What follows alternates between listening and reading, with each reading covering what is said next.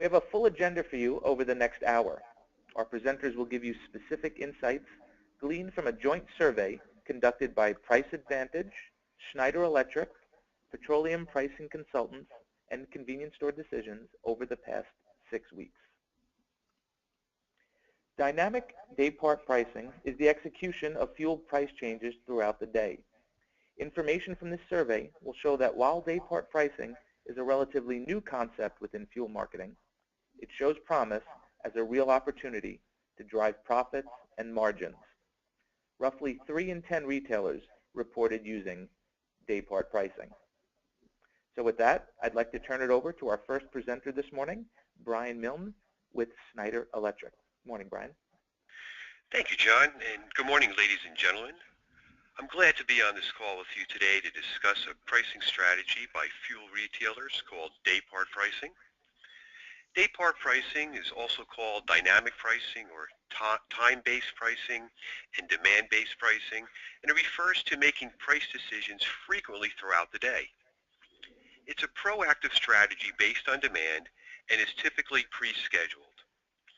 We crafted a series of questions to learn how prevalent this strategy was among fuel retailers and to identify trends in how and why it was deployed. We wanted to know who was using the strategy, when they were executing dynamic pricing, and how they made the price change. Our survey drew 133 responses and was followed up with interviews with individuals to dig deeper for a greater understanding of this pricing strategy. What we found is day-part pricing is a fairly new strategy for the fuel marketing community, despite wide use in other industries such as airlines and hotels and online shopping through Amazon, just to name a few. We also discovered that innovators are the drivers of this pricing strategy, and that technology was used by the majority of respondents using day-part pricing to push out the price. And of most interest, it has been proven to drive profits. The survey found that 3 out of 10 retailers executed day-part pricing strategy. This finding approximates the number of respondents that believe a competitor was implementing day-part pricing, which was 35%. It also suggests this is a strategy that will grow in use over time.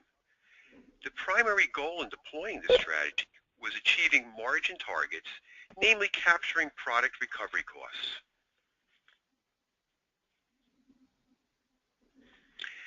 As you can see, the pie chart breaks down the respondents that executed day-part pricing strategy by store count. What stood out was the large number of retailers with fewer than 10 stores deploying the strategy. It's worth noting that these statistics are a strong mirror of the market overall. NACS, for example, notes that 65% of the market includes retailers with fewer than 10 stores. As this slide shows, more than 30% of respondents to our survey said there was no consistency in the amount of the price change made under day-part pricing. This finding suggests nearly a third of respondents were executing dynamic pricing to protect margin and to ensure pricing is adequate to capture product recovery costs in response to price moves in the wholesale market. The nearly 20% of respondents with an average 2 cents per gallon price change when executing day-part pricing suggests a reliable formula has been devised in deploying dynamic pricing, and that the 2 cents per gallon change reflects a threshold to capture the benefits of day-part pricing while executing the strategy consistently. In considering the 1 cent per gallon price move, the instigator appears to be price massaging, simply tweaking the street price in response to local competition. The 5 cents per gallon or more price changes strongly suggests retailers are responding to large price moves in the wholesale market. This slide highlights several trends in day-part pricing, starting with the days of the week when executing the strategy is most common. Monday was the day of the week when day-part pricing was the most common, with nearly half of respondents, 48%, indicating they deployed the strategy on the first day of the business week. This is logical when you consider wholesale prices are largely unchanged over the weekend, and there have been large price swings in the wholesale market on Mondays. Dynamic pricing is likely executed to protect margin targets in the face of wholesale price moves. The high percentage of frequency in executing day-part pricing on Thursdays and Fridays suggests the strategy is deployed to improve margin and boost sales volume ahead of the weekend. The higher frequency on these days further suggests motorists are filling up at the end of the work week, offering an opportunity to lift sales volume. The survey found that the largest portion of respondents deploying dynamic pricing at 38% did so twice a day, which was followed by once a day at 34.6%. One of the more indicative findings was the flexibility inherent in the day-part strategy, with 64% of respondents indicating price changes are both lower and higher depending on the time of day and the goal in deploying the strategy. This finding suggests day-part pricing is executed as a broader strategy in reacting to local competition and to higher-priced wholesale costs. Thank you for your time. John, let me turn it back to you. Thank you, Brian. Our next presenter will be Lawrence Cohen. Lawrence is the president of Petroleum Pricing Consultants. Good morning, Lawrence. Good morning, John. Thanks for the introduction and a very great overview there, Brian. A lot of insight in the survey data for sure. I'd like to transition a bit into what these findings really might mean for companies that are trying to decide if day-part pricing is the right approach. So let's dive a little bit deeper into some of the learnings from the market. We'll talk about building a business case, identify some of the risks, and finally we can talk about some of the required capabilities to pull this off.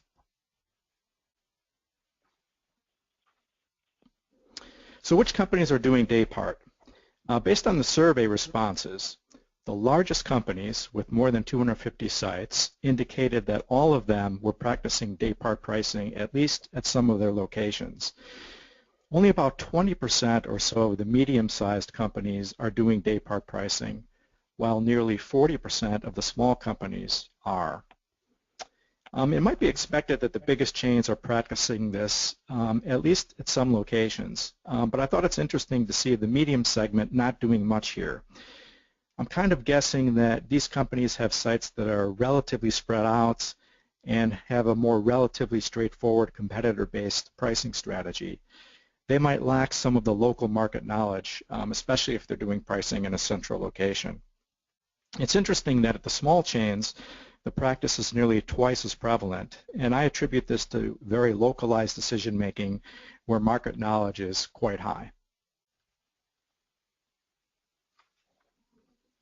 This chart shows the site locations where day part is most effectively practiced, again based on our survey results. Major commuting corridors show the highest practice rate, while suburban locations the lowest. Major commuting areas are really amenable to day-part pricing because of the dramatic change in demand between the morning and the evening commutes. The inner city areas are about 40% favorable, which may be related to the fact that there's higher demand and less price sensitivity during working hours. It's interesting to point out that about 15% believe that site location really doesn't matter, that day part really can be practiced anywhere where demand and price sensitivity vary based on time. So the takeaway here is that starting out on day part pricing, if that's a strategy that might be of interest, it really makes good sense to start at those sites with the likelihood of the highest success first.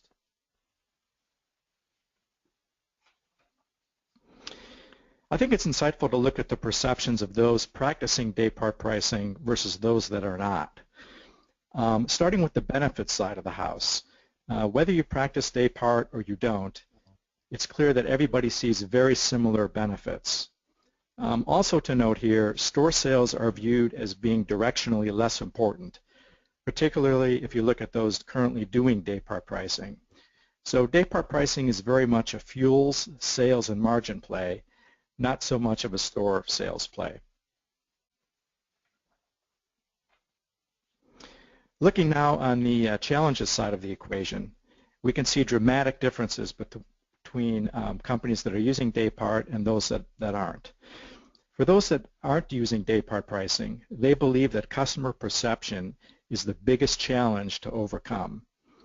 Interestingly enough, though, for those that are doing day part pricing, they just don't see as big an issue around customer perception. And I think this is largely because day part pricing is predominantly practiced in relatively small increments, about 2 to 3 cents per gallon on average. And customers at this level just don't notice the differential pricing in sort of the grand scheme of all the market noise. Also of note here is that none of these challenges really rank particularly high. You're talking about around a 2 to 3 on a scale of 1 to 5, which I think is good news. Also, I think it's interesting that analytics and the challenge of doing analytics is relatively high even for companies currently doing day part pricing.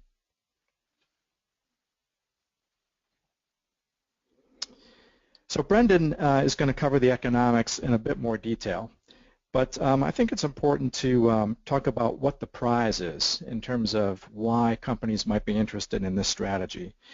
Of course, it's going to depend on many, many different factors. Every situation, of course, is going to be unique. But in practice, the potential value for day part is likely to be a few tenths of a cent in terms of margin gain and 2 to 4% volume lift. Certainly, there's enough here to warrant very serious consideration by anyone. I do like pointing out, whenever looking at a set of economics and benefits, it's very important and instructive to think about secondary impacts that could offset those gains. First, you have to recognize that competitors may respond to anything that you might do, and that could impact, certainly your volumes.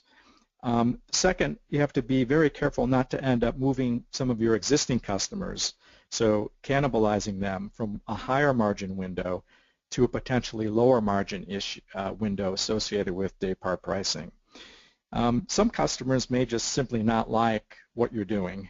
They may view that as a brand perception issue, and they may actually end up leaving you completely. Finally, of course, nothing is free in pricing, and there is going to be a cost associated with trying to implement a day part strategy in terms of much more frequent price decisions. So those factors need to be considered as well. Day part pricing also has to be viewed, as shown on this slide, as not a strategy unto itself, but just part of an overall strategic philosophy. So really the first thing to do is to understand what your current corporate goals are and what your brand promise is. So for example, if you have a brand promise that says you're going to be the lowest in the market no matter what, whether that's a stated philosophy or one that's just implied, then obviously that may limit what you want to accomplish in terms of your ability to do day part pricing. Also, it's very important to consider site format, customer expectations, and competitive positioning. And of course, may go without saying, but worth mentioning, that there needs to be some strong evidence that you can actually segment based on price sensitivity and demand in different parts of the day, or the existence of some recurring events around your particular sites. It's certainly great if you can identify these trends with analytics, but it's totally okay, even in our very data-driven world, to just rely on some qualitative evidence to get started. Some of the risks we've run into should always be considered. Adding complexity, getting questions from consumers, having to manage 4 or 5 price changes a day potentially instead of 1 or 2 could certainly be taxing. And brand perception, as we've talked about on a couple of the other slides. Even though this was relatively small in some of the survey work, it's something that obviously needs to be considered and addressed. So once you have a strategy and a plan in place, it's really important to look at your internal capabilities to determine if you can deliver on a day part pricing strategy. And I think it's very helpful sometimes to break down capabilities into these 5 buckets: strategy, process, analytics, systems, and organization. Let me just focus on two of the capabilities right now, which is process and systems.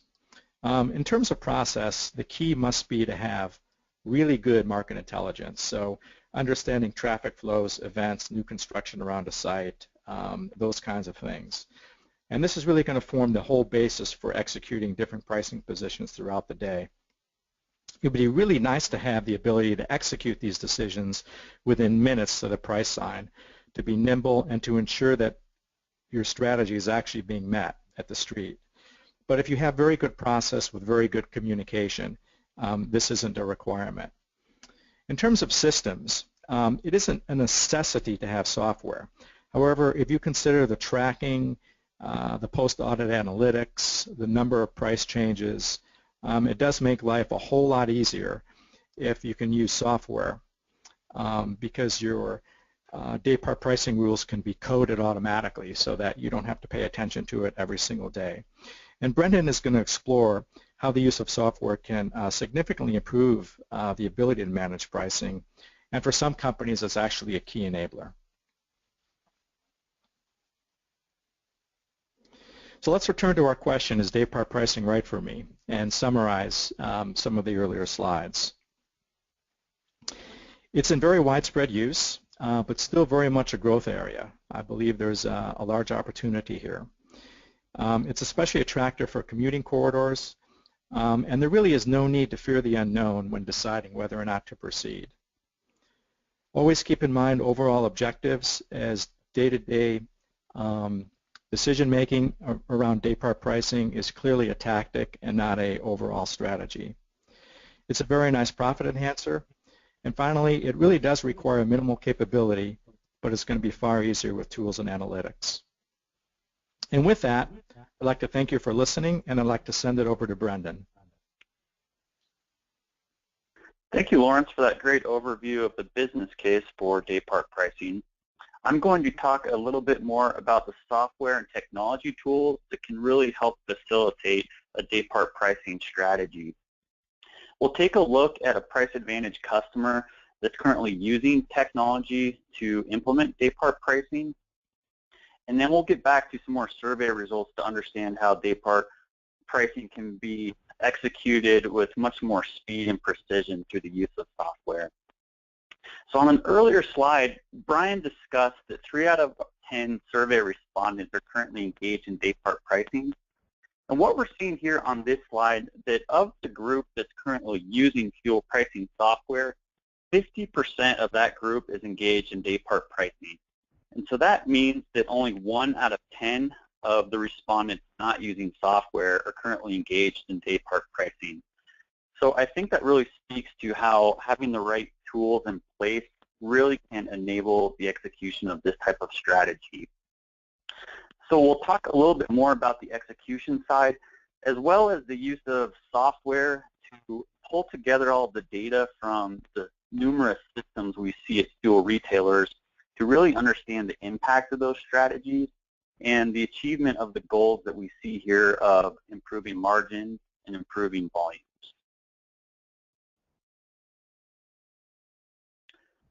So our case in point is a price advantage customer that's engaged in day part pricing, and as you can see here, they're executing up to 4 price changes per day. And they tell us that the use of technology really makes the execution side easy, which I think is really shown by the number of price changes they're executing per day. And that frees their time up to refine those strategies, to really hone in on the right timing, which we see they've identified some parts of the day that are better for harvesting volumes versus others that are better for harvesting margins. And they've even identified specific days of the week that are better for one or the other. They also did give us some words of caution that Lawrence touched on a little bit, that they're very precise in how long that they have those day part prices out on the street, as they are focused on maintaining the customer perception of their brand, so they don't want to have a high or a low price outside of that window, potentially influence their regular customer that's outside of that day part pricing window. And the other thing that they're very careful about is their competitor reaction. they don't want to bring a market down prematurely and potentially impact margins for the entire market. So again, for them, it's very important that they have precision in the timing of those day part prices. So what we see here are some more survey results that really speak to the execution side of being able to change a price. So of the respondents that are currently using fuel pricing software, 100% are able to execute a price change in 15 minutes or less. And of the group that's not using software, 70% of that group, it's taking at least 30 minutes and sometimes upwards of 4+ hours to execute a price change. So inherently, a day part pricing strategy is very focused on a specific time window. And as you start to get closer to some of these longer time ranges, it becomes very difficult to have the precision you need to execute a day part pricing strategy. And I really think that speaks to a couple of slides ago where we saw that 50% of the market using software is executing these strategies, whereas only 10% that don't have the software in place are executing the day part pricing strategy. Florence mentioned that software is not a requirement, and it certainly isn't. However, a lot of other processes have to be buttoned down very tight to facilitate the execution of this type of precision pricing. So software, it's shown on this slide, can really help. So a little bit more back to the economics. A very critical piece of implementing a strategy like this is being able to really understand the impact that it has on your business. So we've talked a lot about perceived benefits and what software can do that pulls in information from your accounting systems, from your point of sale systems, from your inventory management systems, and from your competitor pricing systems all into one place so that you can visualize the relationship between these strategies and the impact it has on your volumes and profit, and then also on the impact it has on how your competitors are reacting to you, is really a critical piece to go from perceived benefits to really understanding the concrete impact that these strategies are having on your fuel business. So we saw on an earlier slide that analytics is still perceived as a little bit of a challenge, even for the group using software. So this is definitely an area where we feel that the market can grow and really starting to leverage big data and analytics to really understand if these strategies are having the desired effect, and then have the ability to refine those strategies, find the right timing, like the case study we looked at, find the right parts of the day, find the right days of the week, and find if there are certain days that are better for harvesting margins or volumes. And that's probably going to depend a lot on store by store and market by market. So having these tools to visualize the data and pull it all together are really a critical piece of understanding the impact of these strategies. So with that, John, I'll go ahead and turn it back to you, and just want to thank everyone for joining the webinar. So John will tie things together for us, and then I think we'll have a question and answer session. Thanks very much, Brendan, and thanks to the three of our panelists. And I think the information shows that there is a definite advantage for convenience store and fuel marketers in utilizing this type of software and this type of strategy. And we do have a number of questions, but before I turn it over to Allison, our colleague Allison, who has been tracking the questions, I do have a question for the panelists, and that's on more of a staffing question. So Brendan, I'm not sure if this would be for you or for Lawrence. Is this something that you could add, or that you've found that you could add to your lineup without having to bring someone else in? Can the person who handles fuel do this? Is this a streamlined process? They could do it fairly easily? Lawrence, I'll take a stab at this one, and then I'd love to hear your feedback as well. So what we do see is for retailers that have manual steps in the process, a lot of time can be spent on managing that price change. What we hear in those types of situations are phone calls or emails are going out to the stores. And of course, the store has customers who are purchasing products that they need to take care of first. So there can be some major delays in implementing that price change. And generally with this type of strategy, precision is very important. So those retailers are then needing to follow up to ensure the price change was implemented, and especially at the end of that window that it was changed back in a timely manner. So that makes it a little bit difficult from a staffing perspective to really have the time to manage day part pricing across the multitude of stores, where software can really help streamline that process and allow one person to be able to schedule these price changes and not have to worry about the execution. Lawrence, I'd love to hear the feedback. Sure. Yeah, thanks, Brendan. I would agree with you completely. I think a piece of it would probably depend on how many stores a company had in terms of increasing the load on current staff. And I also think it's very helpful if before you implement a day part strategy to do some planning. So perhaps taking 2 or 3 weeks really to identify the process that's going to take place, and also to make sure that all the stakeholders that are going to be involved in that process are up to date and understand what their responsibilities are. Great, thank you. All right, so Allison, would you like to jump in with the first question for our panel? Absolutely. There were a number of questions posted, and I do want to remind everyone who's attending the webinar that if they do want to ask a question, you have on your dashboard, your viewing dashboard, the ability to type in a question, or you can use the chat function as well. We'll try to get through as many of these questions as we can in the next few minutes because we do want to be fairly conscious of everyone's time. The first question that I'm going to pull up, the attendee said, this seems like it is a pretty complex and time-consuming project. Do you know what type of ROI some people have received? Lawrence, I think that might be good for you. Do you want to try to answer that one? Sure, Allison. That's a great question, and certainly appreciate the question coming forward. So, of course, ROI is very difficult to just throw numbers out without seeing data. So it's sort of the consultant answer that, it depends. But certainly looking at some of the numbers that we saw and the prevalence of the practice, I believe the ROI is going to be extremely strong. Kind of addressing the first part of that question, it really doesn't have to be as complex as it may seem. And I think it's really instructive to sort of start very small. So start with one location and really kind of test this day part pricing stuff out and quantify the benefits, understand some of the risks. And I think that's kind of a good way to go in terms of really measuring what the ROI might be.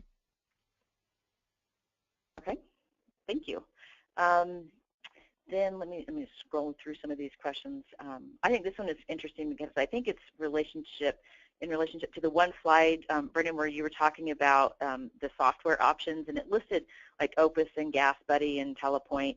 So I think this is in relation to that slide. The question is, can I get away with using just some of the software options you listed, or do I have to drop a ton of money on all of them? That's an interesting question. Yes, that's a great question. So the software mentioned there, competitor pricing type services, inventory management type services. So each type of software does have a specific functionality and really kind of area of the business that it supports. So for this type of strategy, it does help to have a software program that really is a fuel price management tool. And as we've mentioned, it's certainly not a requirement, but it does allow you to be more lean in your operation to be able to execute on these types of strategies with the current team that you have. And as far as pulling data together from all of those systems, we talk to people every day that they're referencing 3 or 4 systems and spreadsheets that they then create just so they can try to understand the impact that these types of strategies have on their business. So as far as do you need to buy them all, that's certainly a kind of a tough question to answer. That really depends on a lot of different things as far as what those software packages serve. But it does help to have at least one software package that does pull your data together so you can really visualize the data from various systems to understand the impact. Okay. There's a question from Daryl, which, Brendan, this I think sort of ties into since you're the software guy. He asks, is there a program or system that works for all of the different brands and manufacturers of signs. So I think that ties into, pushing those prices all the way to the pole is a challenge for a lot of people. Yeah, that's a great question. So there's a number of different large point-of-sale system companies that we see throughout the industry. Most large retailers have a myriad of point-of-sale systems that they work with. And then along the lines of the question is they also may have a large number of signs out that are from different companies or different brands. And so the way it works with most of the major providers of both point-of-sale systems and with sign equipment is the sign will connect into a point-of-sale system, and then generally the way it works is the fuel pricing software system is communicating to the point-of-sale system, which in turn updates everything else at the site. So it's the site controller that's going to update dispensers, and it's also going to update signs. And a key part of really understanding that your price was not only changed to where you wanted it for the day part pricing window, but then it was changed back to the level you need it, is really having that confirmation that the price is changed at the street. So that type of feedback varies by vendor for both sign companies and for the point-of-sale system. Some manufacturers will simply tell you that they received your new price. You don't actually have confirmation of what price is displayed on the street, whereas other vendors do provide you with that confirmation so you can verify that the sign is at the right price and also the register. So those are kind of one-off to look at vendor by vendor to truly understand what capabilities you would have. All right, thank you.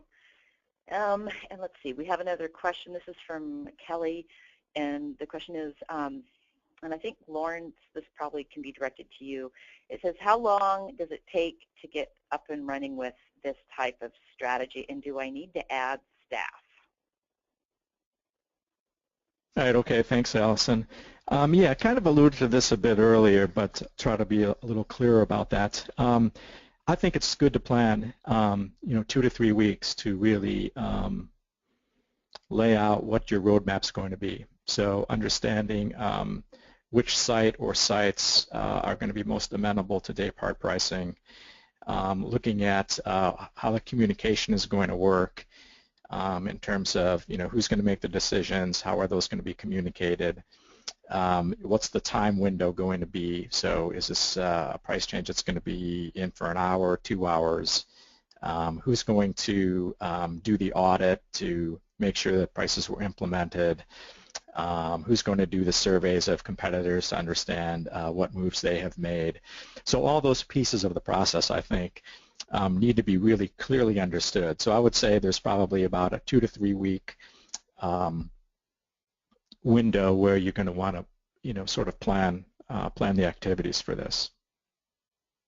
Okay, great. That seems shorter than a lot of people might think. I think, in my opinion, that's pretty quick, so that's cool. Yep. All right. Well, we have a few more questions, but some of these I think they're really detailed on kind of some nitty-gritty kind of stuff that we can actually respond to directly via email.